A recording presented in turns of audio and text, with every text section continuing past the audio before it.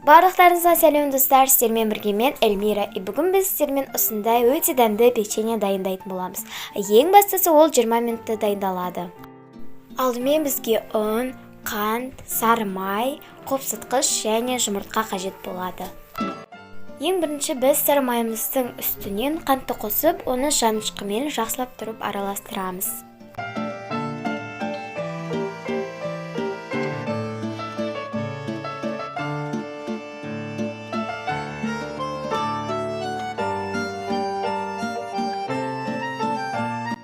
Оның үстінен жұмыртқа қосып, қайтадан араластырамыз.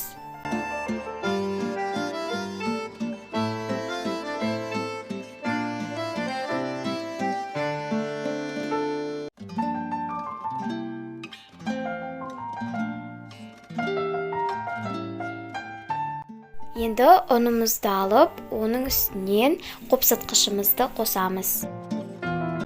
Қопсытқышты ұнымызбен араластырамыз. Мен ұнды алдын ала електен өткізіп қойдым.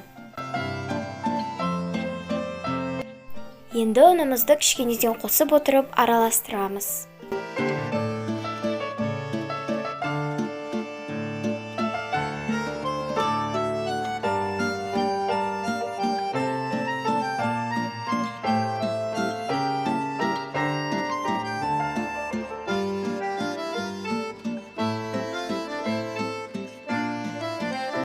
Енді қолымызбен қамырды иілейміз.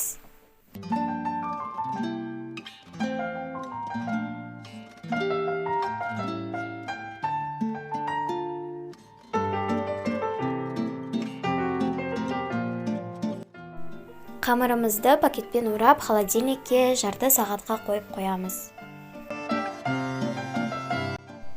Мен қамырымды холодильниктен алдым. Енді қамыр бізге оңайырақ жайылу үшін оны екіге бөлеміз. Қамырды қатты баспай жаямыз. Менде осындай форма бар. Если сіздерде форма болмаса, то сіздер осындай обычный кружкамен пайдалансаңыздар болады. Мен бірінші осындай формамен істедім. Менде осылай болып шықты. Енді артық жерлерін алып тастаймын.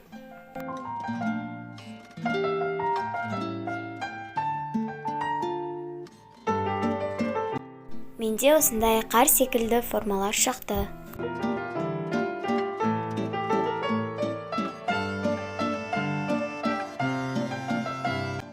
Артық қалған қамырды қайтадан жаямыз.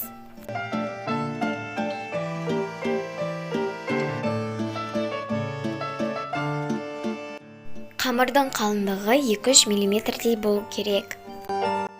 Мен осы жолы кружкамен қолдандым.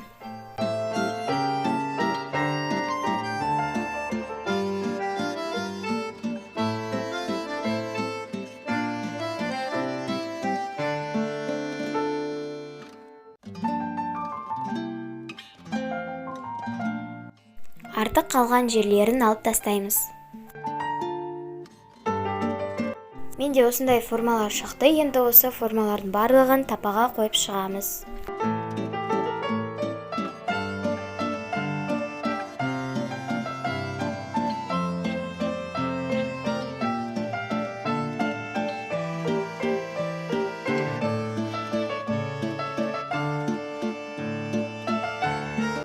Ал енді біздің печеньяларымыз дәмдірек болып шығу үшін біз оларға қантты сүйіп шығамыз. Мен байқасаңыздар орталарына ғана сүйіп шықтым. Печеньяларымыз дайын болғаннан кейін біз оны духовкаға 180 градуста 20 минутқа қоямыз. Менде печеньялар өте әдемі әрі дәмді болып шықты. Бұны өздеріңізге де, қонақтарыңызға да жасап бере аласыздар.